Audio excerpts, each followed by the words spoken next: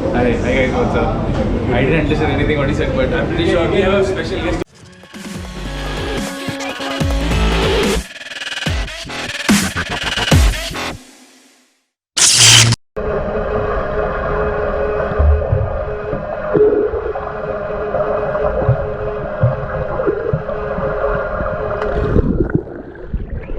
Hello guys, എല്ലാവർക്കും നമസ്കാരം. ശരിക്കും പറഞ്ഞാലേ നമുക്ക് തായ്ലൻഡിലെ പട്ടേൽ വെച്ച് നമ്മളെ അവസാനത്തെ പൂൾ വീഡിയോ ചെയ്തത്, അതിനുശേഷം ചെയ്യുന്നത് മുംബൈ താനയിലുള്ള നമ്മുടെ ജൂബിൻ്റെ അപ്പാർട്ട്മെൻറ്റിലാണ്. ഇപ്പം 3-ാം തീയതിയാണ്, വൈകുന്നേരം 4:30 മണി, ഞായറാഴ്ച കേട്ടോ. അപ്പം എല്ലാവരും ലീവാണ്. നമ്മളിങ്ങനെ ജസ്റ്റ് കുളിച്ച് എൻജോയ് ചെയ്യുന്നത്, വേറെ പുറത്തുനിന്ന് പോകുന്നില്ല. അതുകൊണ്ടാണ് രാവിലെ വ്ളോഗ് സ്റ്റാർട്ട് ചെയ്യുന്നത്.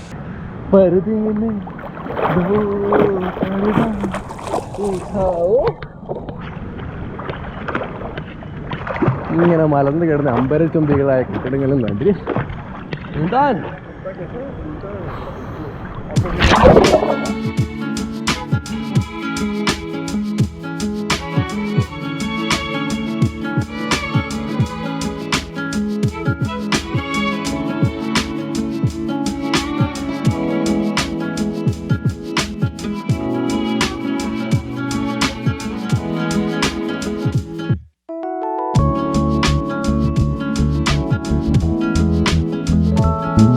സമയം 5:30 മണിയായി. ഞാൻ നമ്മുടെ വീഡിയോ അപ്ലോഡ് ആയതുകൊണ്ട് ഇങ്ങനെ കരയിൽ കയറിയിരിക്കുന്നത്. ഇന്നലെ നമ്മുടെ ദേവുവായൻ്റെ വീഡിയോ അപ്ലോഡ് ചെയ്തത്. അപ്പം കുറച്ച് സംശയങ്ങൾ തീർത്തില്ല കേട്ടോ, കാരണം കുറേ ആൾക്കാർ കുറച്ച് സംശയങ്ങൾ ചോദിക്കുന്നുണ്ട്. ഒന്നാമത്തെ സംശയം, എന്താണ് സ്ട്രെല്ല് തന്ന ഹെൽമെറ്റ് ഉപയോഗിക്കാത്തത്? ആക്ച്വലി സ്ട്രെല്ല് തന്ന ഹെൽമെറ്റിനെ ഉപയോഗിക്കുന്നത് ഞങ്ങളത് ചേഞ്ച് ചെയ്ത കേട്ടോ. കാരണം ഞാൻ ഉപയോഗിക്കുന്ന സ്കോർപ്പിയൻ നീവോ എന്ന് പറഞ്ഞൊരു കമ്പനിയുടെ ഹെൽമെറ്റാണ്. അത് ഓപ്പൺ ടൈപ്പ് ഹെൽമെറ്റ്. അപ്പോൾ നമുക്ക് വ്ളോഗിങ് സെറ്റപ്പ് ഏകദേശം ഒരു ഹെൽമെറ്റ് അടക്കം ഏകദേശം ഒരു 88,000-90,000 രൂപയുടെ സാധനങ്ങളുണ്ട് എൻ്റെ ഹെൽമെറ്റിനകത്ത്. ഗോപ്രോ ഹെൽമെറ്റ്, അതുപോലെ സെന 30K, ഇങ്ങനെ ഒരുപാട് സാധനങ്ങൾ വ്ളോഗിങ് സെറ്റപ്പ് അടക്കം ഒരു 85-90 ആ റേഞ്ച്, അത്രയും പ്രൊഡക്റ്റ് ഉണ്ട് എൻ്റെ തലയിൽ മാത്രം. പിന്നെ ജാക്കറ്റ്സ് ശരിക്കും മാഗ്ന എന്ന് പറഞ്ഞൊരു കമ്പനിയുടെ ജാക്കറ്റാണ്. അത് ഞാൻ നമ്മുടെ കോഴിക്കോടിലെ ബൈക്കേഴ്സ് ഒക്കെ ലോഞ്ചിൻ്റെ അവരാണ് എനിക്ക് സ്പോൺസർ ചെയ്തത്. ആ ഒരു വീഡിയോ ഞാൻ ചെയ്തിരുന്നു, അപ്പോൾ അത് കണ്ടാൽ മതി കേട്ടോ. അപ്പം അതാണ് ജാക്കറ്റ് ഉപയോഗിക്കുന്നത്. ഷൂസ് ഞാനൊരു വുഡൻ്റെ ഷൂസാണ്. ഇതൊക്കെ ഞാൻ ഓരോ വ്ളോഗിൽ കാണിച്ചിട്ടുണ്ട്, പക്ഷേ പല ആൾക്കാരും സ്കിപ്പ് ചെയ്ത് കണ്ടും പിന്നെ ഫുള്ളായിട്ട് കാണാത്തതുകൊണ്ടാണ് ഒരുപാട് സംശയങ്ങൾ പിന്നെയും വരുന്നത്. പിന്നെ എപ്പോഴാണ് ഒമാനിലെത്തുക? ഒമാനിൽ മിക്കവാറും 14-ാം തീയതി ആയിരിക്കും ഒമാനിലെത്തുക. ഇൻസ്റ്റാഗ്രാമിൽ ഫോളോ ചെയ്താൽ മതി. ഇൻസ്റ്റയിൽ ഞാൻ എല്ലാ കാര്യങ്ങളും കറക്റ്റായിട്ട് അപ്ഡേറ്റ് ചെയ്യുന്നുണ്ട്. നിങ്ങൾ ഇൻസ്റ്റയിൽ ജസ്റ്റ് ഒന്ന് ഫോളോ ചെയ്താൽ മതി. സ്റ്റാറ്റസ് അപ്ഡേറ്റ് ചെയ്യുന്നുണ്ട്. ഖത്തറിൽ ഏകദേശം 7 ദിവസം ഉണ്ടാവും. അവിടെ 2 മീറ്റപ്പ് ഉണ്ടാവും. ഒന്ന് നമ്മുടെ അവിടെ കുറച്ച് യൂട്യൂബേഴ്സ് ഉണ്ട്, അവരുടെ ഒരു മീറ്റപ്പ്, പിന്നെ നമ്മുടെ സപ്പോർട്ടേഴ്സിൻ്റെ മീറ്റപ്പ്. 2 മീറ്റപ്പ് ഖത്തറിലുണ്ടാകും കേട്ടോ. ഇതാണ് ഖത്തറിലെ പ്ലാൻ. പിന്നെ അവിടുന്ന് നേരെ ഒമാനിലേക്ക്. അതുപോലെ കുറേ ആൾക്കാർ ചോദിക്കുന്നത് വണ്ടി ഷിപ്പ് ചെയ്യാതെ ഒമാനിലേക്ക് റോഡ് മാർഗം പോയിക്കൊടുക്കുന്നത്. അതിൻ്റെ ഉത്തരം എന്താണെന്ന് വെച്ചാൽ, ഒമാനിലേക്ക് റോഡ് മാർഗം പോകാൻ വഴിയില്ല. ഷിപ്പ് ചെയ്തേ പറ്റും. കരമാർഗം പോകാൻ വഴിയില്ല.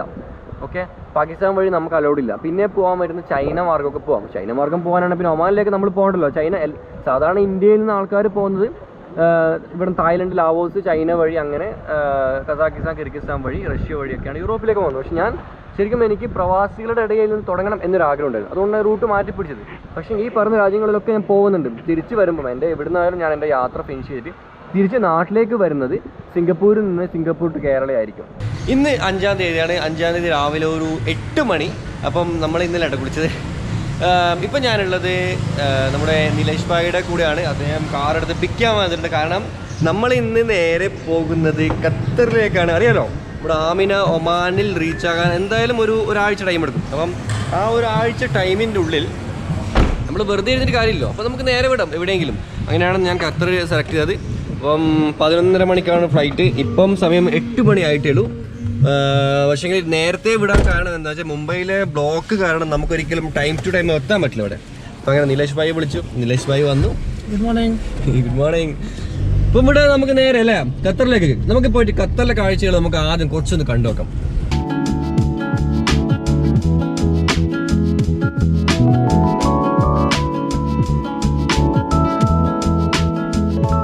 ഇരിട്ടിയിൽ നിന്ന് നമ്മുടെ കണ്ണൂർ എയർപോർട്ടിലേക്ക് 12-13 കിലോമീറ്റർ എങ്ങാനുണ്ട്. നമുക്ക് 10 മിനിറ്റ് കൊണ്ട് എത്താൻ പറ്റും. ആകെ നമുക്ക് ബ്ലോക്ക് ഇല്ല, ഇപ്പം എവിടെയും ബ്ലോക്ക് വരാനല്ലോ. മട്ടന്നൂർ ടൗണിൽ മാത്രമേ ബ്ലോക്ക് വരല്ലോ. നമ്മളിപ്പോൾ ഏകദേശം ഒരു 35 മിനിറ്റോളം ഓടി. ആകെ ഓടിയത് എത്ര കിലോമീറ്റർ വരും? 10 കിലോമീറ്റർ താഴെ മാത്രം. കാരണം നല്ല ബ്ലോക്കാണ്. നിങ്ങൾ നോക്കിയാൽ ഇതാണ് അവസ്ഥ. പലർക്കും സിറ്റി ലൈഫിനോട് ഭയങ്കര ആഗ്രഹമായിരിക്കും. കാരണം നമ്മളെ ഗ്രാമത്തിലല്ലേ, നമുക്ക് സിറ്റിയിലേക്ക് പോയിക്കൂടെ എന്നൊക്കെ ചോദിക്കും. പണ്ടത്തെ മലയാള സിനിമയിലൊക്കെ അധികം കേൾക്കുന്ന ഒരു വാക്കത്, നമുക്ക് പട്ടണത്തിലേക്ക് പോയി ജീവിച്ചുവിടുന്നില്ല. പക്ഷേ എങ്കിൽ പട്ടണത്തിലേക്ക് വന്ന് ജീവിച്ചാൽ നിങ്ങൾക്ക് അറിയാമോ അതിൻ്റെ പ്രശ്നങ്ങൾ, ട്രാഫിക് ബ്ലോക്കും പൊല്യൂഷനും. കാരണം ശരിക്കും ഈ ഗ്രാമങ്ങളിൽ ജീവിക്കുമ്പോൾ കിട്ടുന്ന ആ സുഖത്തിൻ്റെ 10 പോലും നിങ്ങൾക്ക് പട്ടണങ്ങളിൽ ജീവിക്കുമ്പോൾ കിട്ടില്ല.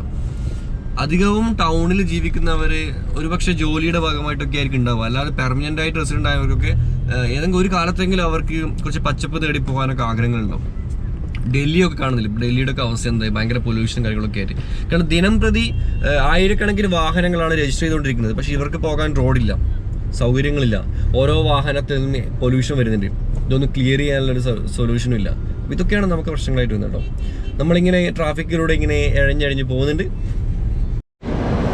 നമ്മൾ 8 മണിക്കായിരുന്നു അവിടെ വിട്ടത്. ഇപ്പോൾ സമയം 9:45. 1.25 മണിക്കൂർ കൊണ്ട് ഏകദേശം 28 കിലോമീറ്റർ ട്രാവൽ ചെയ്തിട്ട്.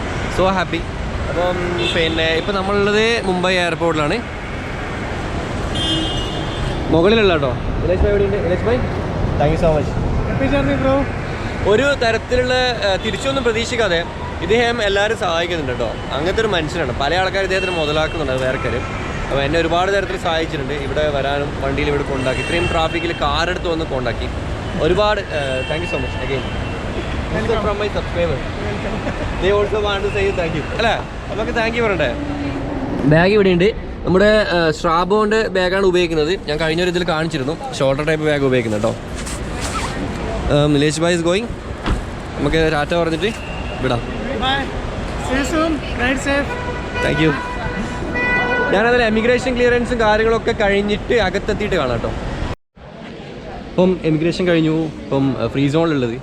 ഇത്തവണ ആദ്യമായിട്ട് എമിഗ്രേഷൻ അല്ല, ചെക്കിങ് ചെയ്യുന്നിടത്ത്, ബോർഡിങ് ചെയ്യുന്നിടത്ത് ഏകദേശം ഒരു 10-15 മിനിറ്റോളം ഞാൻ സ്റ്റക്കായി. അപ്പോൾ കറക്റ്റ് പറഞ്ഞിട്ടുണ്ട്. കാരണം നിങ്ങൾക്കും സ്റ്റക്കാകാൻ ചാൻസ് ഉണ്ട് കേട്ടോ. സംഭവം എന്ന് വെച്ചാൽ 1 സെക്കൻഡ് ഓക്കെ ഇങ്ങോട്ട്. സംഭവം എന്ന് വെച്ചാൽ ഇപ്പോൾ ദോഹയിലേക്കാണല്ലോ പോകുന്നത്. അപ്പം വിസിറ്റിംഗ് വിസയിലാണ് പോകുന്നത്. മീൻസ് അവിടെ ഓൺ അറൈവൽ വിസയാണ്. അപ്പം ഇവിടെ എയർലൈൻസിനടുത്ത് നമ്മൾ എന്തായാലും റിട്ടേൺ ടിക്കറ്റും അതുപോലെ ഹോട്ടൽ ബുക്കിംഗ് കാണിക്കണം. ഇതില്ലാതെ കയറ്റി വിടില്ല, ഇത് റൂൾസാണ്. അപ്പം എൻ്റെ അടുത്ത് ഹോട്ടൽ ബുക്കിംഗ് ഇല്ല. കാരണം ഞാൻ എൻ്റെ ഫ്രണ്ടിൻ്റെ അടുത്താണ് സ്റ്റേ ചെയ്യുന്നത്. ഞാൻ പറഞ്ഞു എൻ്റെ അടുത്ത് ഹോട്ടൽ ബുക്കിംഗ് ഇല്ല, ഞാൻ ഫ്രണ്ടിൻ്റെ അടുത്താണ് സ്റ്റേ ചെയ്യുന്നത്. പക്ഷേങ്കിൽ അവർ വിടുന്നില്ല. അവർ പറയുന്നതറിയാം, അവർ ഇങ്ങോട്ടേക്ക് ഐഡിയ പറഞ്ഞില്ല. അവർ ഒരു സാറൊരു കാര്യം ചെയ്യും, booking.com പോയിട്ട് കാർഡും പൈസ ഒന്നും ഇല്ലാതെ ഒരു ഡെമ്മി ടിക്കറ്റ് ബുക്ക് ചെയ്ത് കാണിക്കണം. അത് തന്നാലും മതി. കാരണം റൂൾസാണ്, നമുക്ക് വേറെ വഴിയില്ല. ഇൻഡിഗോ ആണ്. അവർ പറഞ്ഞ പോലെ ഞാൻ booking.com കയറി 5 പൈസ ചിലവില്ലാതെ ഖത്തറിൽ ഏറ്റവും പൈസയുള്ള ഹോട്ടൽ എന്ന് വെച്ചാൽ ഒരു ദിവസം 10,000 രൂപ വാടകയിൽ ഹോട്ടലിൽ 10 ദിവസത്തേക്ക് 1,10,000 രൂപയ്ക്ക് ടിക്കറ്റ് റൂം ബുക്ക് ചെയ്ത് അവിടെ എത്തുമ്പോൾ പേയ്മെൻറ്റ് ചെയ്താൽ മതി. ഞാനത് ചെക്ക് ഇൻ ചെയ്തില്ലെങ്കിൽ ഓട്ടോമാറ്റിക് ക്യാൻസൽ. നമുക്ക് അതിൽ യാതൊരു തരത്തിലുള്ള ഫൈനോ പെനാൽറ്റിയോ കാര്യങ്ങളൊന്നും വരാനില്ല. അങ്ങനെ അത് ബുക്ക് ചെയ്ത് വിളിക്കരുത്. നിങ്ങളോട് പറയാനുള്ളത്, നിങ്ങൾ ഇതുപോലെ ഏതെങ്കിലും രാജ്യത്ത് പോകുന്നുണ്ടെങ്കിൽ, നിങ്ങൾക്ക് ഇതുപോലെ ഹോട്ടൽ ബുക്കിംഗ് കാര്യങ്ങളൊക്കെ വേണമെന്നുണ്ടെങ്കിൽ നിങ്ങളും ട്രൈ ചെയ്തോ, നല്ലതല്ലേ.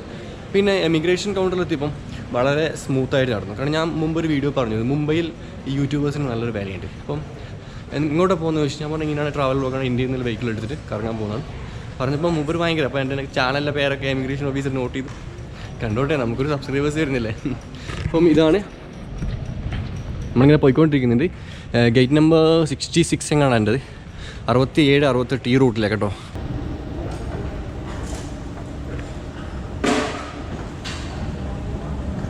ഇതിപ്പം ഞാൻ വാങ്ങിയതാണ്. കാരണം രാവിലെ ബ്രേക്ക്ഫാസ്റ്റ് കഴിച്ചിട്ടില്ല, അതുകൊണ്ട് വാങ്ങിയതാണ്. ഈ ബ്രെഡിന് 400 രൂപ. ചിക്കൻ ടിക്ക സാൻഡ്വിച്ചാണ് പേര്.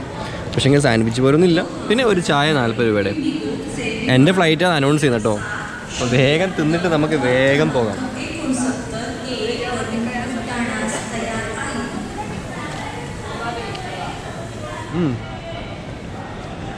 വലിയ രസമൊന്നുമില്ല കേട്ടോ, പൈസ പോയതല്ല. പിന്നെ വിശക്കുമ്പോൾ നമുക്ക് എന്തെങ്കിലും തിന്നണ്ടേ, അത്രേ ഉള്ളൂ. അവിടെ ഫ്ലൈറ്റ് അവിടെ ബോർഡിങ് തുടങ്ങി കേട്ടോ. നിങ്ങൾക്ക് ലോങ് കാണാം, ആ ദൂരത്താണ് ഉള്ളത്.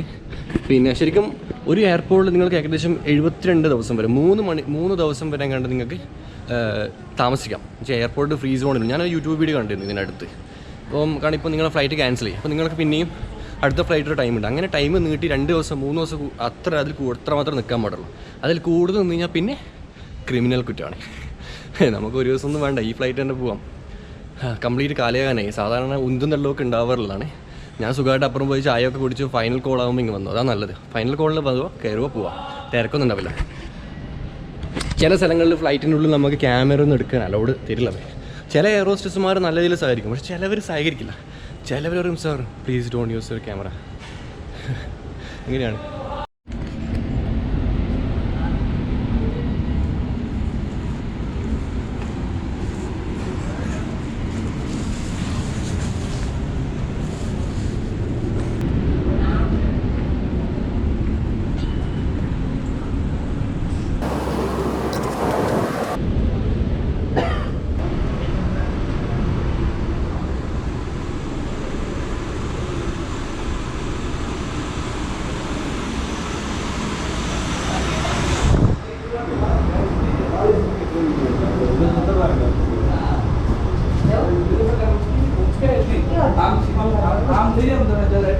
അവിടെ ഇല്ലാത്ത ക്യൂ ഏതായാലും ഇവിടെ കിട്ടിയിട്ടുണ്ടോ? ഇവിടെ നല്ല ക്യൂ ആണ്, ഉഷാറില്ലാത്ത ക്യൂ ആണ്. എൻ്റെ സീറ്റ് 69 ആണ്. പിന്നെ നിങ്ങളോട് പറയാനുള്ളത്, ഇപ്പം സാധാരണ ഫ്ലൈറ്റൊക്കെ ആണെങ്കിൽ സീറ്റ് വരുന്നത് ABC വരും. A നമ്മുടെ വിൻഡോന് എടുത്ത് കൊടുക്കും, Naduvilath B, സൈഡിലത്ത് C, നേരപ്പുറം B side, അതുപോലെ E മിഡിൽ, പിന്നെ F വിൻഡോ. അപ്പം കാഴ്ചകൾ കാണാൻ താല്പര്യമുള്ളവർ താഴെ നിങ്ങൾ ബോർഡിംഗ് പാസ് എടുക്കുമ്പോൾ AO FO തരണമെന്ന് പറഞ്ഞാൽ മതി.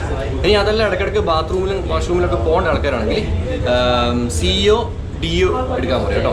ഒരിക്കലും നിങ്ങൾ Bയും Eയും എടുക്കരുത്, കാരണം രണ്ട് ആൾക്കാരുടെ നടുവിൽ ഇങ്ങനെ പതുങ്ങിയിരിക്കണം. പക്ഷേ പുറത്തൊക്കെ പോകണമെങ്കിൽ ഭയങ്കര ബുദ്ധിമുട്ടാണ്. മറന്നു പോരുത് കേട്ടോ, Aയും Fഉം മാത്രം എടുക്കാൻ പാടുള്ളൂ, അല്ലെങ്കിൽ Cയും Dയും. ഓക്കെ ഗൈസ്, നമുക്കൊരു സ്പെഷ്യൽ ഗസ്റ്റിനെ കിട്ടിയിട്ടുണ്ട്. Hi guys, what's up? I didn't understand anything what he said, but I'm pretty sure we have a special guest over here. So Nikhil bro ആണ്. പലരും എന്നോട് പറഞ്ഞിരുന്നത് മുംബൈക്ക് നിഖിലുമായിട്ടൊരു വീഡിയോ ചെയ്യണമെന്നാണ്. പക്ഷേ I am so lucky, I got him in airport. So you going to know? I'm also lucky to the world ride, so all the best. Thank you so much.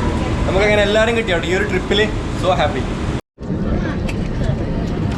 ഞാൻ ശരിക്കും സീറ്റിലെത്തി. എൻ്റെത് 14B ആയിരുന്നു, പക്ഷേ ഇങ്ങനെ shift ചെയ്ത്, കാരണം അവിടെ ഒരു സ്ത്രീ ഉണ്ടായിരുന്നു. അപ്പോൾ അവരുടെ സിസ്റ്റർ അവരുടെ അടുത്തിരിക്കാൻ വേണ്ടിയിട്ട് അവരെ വെച്ച് മാറത്തിടും, ഒഴിവായി കൊടുത്തു. പിന്നെ നേരത്തെ പറഞ്ഞ പോലെ 14B ആയിരുന്നു, നടുവിലായിരുന്നു. നടുവിൽ നിന്ന് ഞാൻ എന്ത് ചെയ്തു, നേരെ സൈഡിലേക്ക് എത്തി. ഇപ്പം കുറച്ച് റിലാക്സ് ആയി, കാലൊക്കെ നീട്ടി വെച്ചിരിക്കാൻ പറ്റി. കാരണം അവിടെ എനിക്ക് സീറ്റ് സെലക്ട് ചെയ്യാൻ പറ്റിയില്ല. ഞാൻ ലാസ്റ്റ് എത്തിയതുകൊണ്ട് ഒരുവിധം ഓൾമോസ്റ്റ് എൻ്റെ A and D ഒക്കെ ഫുള്ളായിരുന്നു. ടൈമായി ഏകദേശം ഒരു 11:30 മണിക്കാണ് ഫ്ലൈറ്റ് എടുക്കേണ്ടത്. 11:05 ആൾക്കാർ ഫുള്ളായി കഴിഞ്ഞാൽ പിന്നെ അധികം വെയിറ്റ് ചെയ്യില്ല, എടുത്ത് പോയൊക്കെ അല്ലാതെ.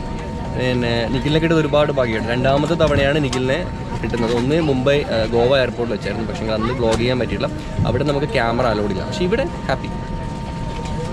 പിന്നെ അദ്ദേഹം ശരിക്കും എനിക്ക് കിട്ടിയ സീറ്റിൻ്റെ നേരെ ഫ്രണ്ടിലത്തെ സീറ്റിന് അദ്ദേഹത്തിന് കിട്ടി. എന്നിട്ട് ഞാൻ ആ സീറ്റ് ഒഴിവാക്കി കൊടുത്തു. മതി, നല്ലതിന് വേണ്ടിയിട്ടല്ല, അവർ സിസ്റ്റേഴ്സ് രണ്ടും സംസാരിച്ചു പോട്ടെ. സംഭവം ഞാനിപ്പം ദോഹയിലെത്തി, നമ്മുടെ ഫ്രണ്ടിൻ്റെ അടുത്തുള്ളത്. ഇങ്ങനൊക്കെ ഒരു കാര്യം കാണിച്ചിടാം. ഞാനിവിടെ വന്നിട്ട് എഡിറ്റ് ചെയ്യലാണ്. ഇതേ കണ്ടോ, അൺഫോർച്ചുനേറ്റ്ലി എഡിറ്റ് ചെയ്യുമ്പം ലാസ്റ്റ് ഒരു 4 മിനിറ്റ് ലെങ്ത്തുള്ള ക്ലിപ്സ് എൻ്റെ കയ്യിൽ ഡിലീറ്റ് ആയിപ്പോയി. ഞാൻ ഇത്ര സമയം വന്ന് കുത്തിപ്പിടിച്ച് എഡിറ്റ് ചെയ്ത് എയർപോർട്ടിൽ ഇറങ്ങുന്ന ഷൂട്ട് ചെയ്ത്, വരുന്ന ഷൂട്ട് ചെയ്ത്, നമ്മുടെ ഫ്രണ്ടിനെ ഷൂട്ട് ചെയ്ത്, എല്ലാം ഷൂട്ട് ചെയ്ത് വന്നിരുന്ന് എഡിറ്റ് ചെയ്യുമ്പം സംഭവം മെമ്മറി കാർഡ് കണക്ട് ചെയ്ത് എഡിറ്റ് ചെയ്ത്, മെമ്മറി കാർഡ് ഞാൻ എക്സ്പോർട്ടിട്ട് ഇപ്പോൾ റിമൂവ് ചെയ്തിട്ട് ഞാനത് എൻ്റെ ഗോപ്രോയിലോട്ട് അതങ്ങ് ഫോർമാറ്റ് ചെയ്ത്. സാധാരണ അങ്ങനെ ചെയ്യില്ല, ലാപ്പിലേക്ക് കോപ്പി ചെയ്തിട്ട് ലാപ്പിൽ നിന്ന് അതെടുത്തിട്ട് എഡിറ്റ് ചെയ്യുക. ഞാൻ ലാപ്പിലുള്ള ഫോൾഡർ എന്ന് വെച്ചിട്ടാണ് മെമ്മറി കാർഡ് ഡയറക്റ്റ് എഡിറ്റ് ചെയ്യുന്നത്.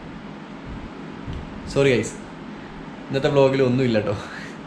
നാളെ പോലും നമുക്ക് ഉഷാറാക്കാം കേട്ടോ. അത്ര വീഡിയോ ആയിട്ട് എന്തായാലും ഞാൻ കെയർ ചെയ്യും. ഒരു പാഠം എപ്പോഴും പഠിക്കുന്നത് നല്ലതാണ് അല്ലേ. അപ്പം വളരെ സങ്കടത്തോടു കൂടി പകുതിക്ക് വെച്ചിട്ട് വ്ളോഗ് നിർത്തിയാണ്. അടുത്ത എപ്പിസോഡിൽ കാണാം. വീഡിയോ കണ്ടതിന് ശേഷം ചാനൽ സബ്സ്ക്രൈബ് ചെയ്യാൻ മറക്കരുത്.